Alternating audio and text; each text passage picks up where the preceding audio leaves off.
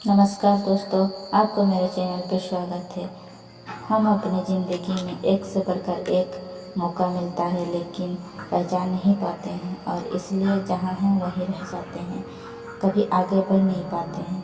हम उस मौके को इसलिए नहीं पहचान पाते हैं, कहीं ना कहीं हमारे अंदर का नॉलेज की जानकारी कम होती है।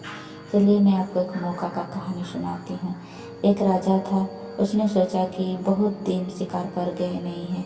उसने सैनिकों को अपने साथ लिया, फिर शिकार पर निकल गया।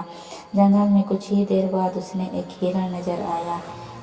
राजा ने बिना देर किए हुए अपना घोड़ा उसके पीछे लगा दिया। हिरण काफी तेज भाग रहा था। राजा भी ठीक उसके पीछे भाग रहे थे। शिकार के पीछे भागते भागते राजा अपने सैनिकों से काफी दूर आ चुके थे।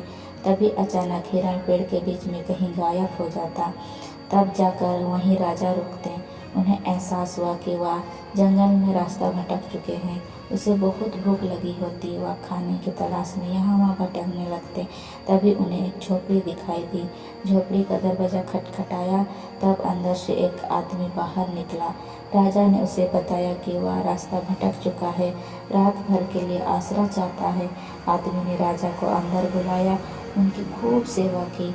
अगले दिन जब राजा जाने लगे तो उसने उस आदमी की बताया। वह उसकी सेवा से बहुत खुश हुए। उसे वह चंदन वन देना चाहते हैं। वह आदमी वैसे भी एक सीधा साधा लकड़हारा था जो चंदन का महत्वपूर्ण नहीं जानता था।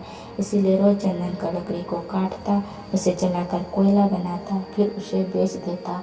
इसी प्रकार कोयला बनाकर बेचते बेचते बहुत साल बीत गया।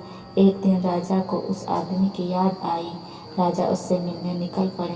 राजा ने सोचा कि अब तक तो बहुत धनवान बन गया होगा, खुशी से जीवन बीत रहा होगा। राजा जब उसके मिलने पहुंचे, उसने देखा कि वह अभी गरीब में ही जी रहा है। राजा उन्हें उसकी गरीबी का कारण पूछा। राजा ने अपना सर पटक लिया। राजा ने उस आदमी को बताया, चंदन बहुत मूल्यवान लकड़ी होती है। जब उस आदमी को चंदन का महत्वपूर्ण जाना, बहुत दुखी हुआ, अपना मूर्खता पर बहुत पछताया।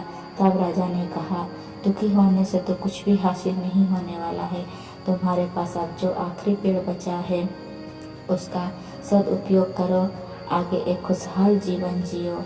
इस कहानी में हमने देखा उस आदमी के पास एक बहुत ही सुनहरा मौका आया था।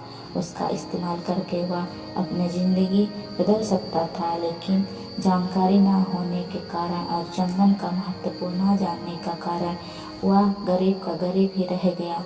हमारे साथ भी ऐसे ही होता है।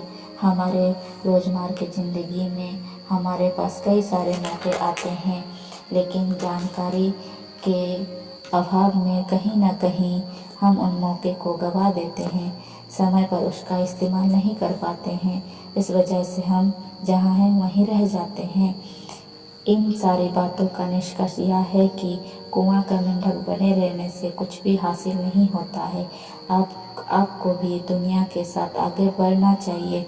हर चीज़ के बारे में जानकारी प्राप्त करें, हर मौके को पहचानें और कोशिश करें, तब कहीं जाकर आप अपनी ज़िंदगी में आगे बढ़ पाएंगे।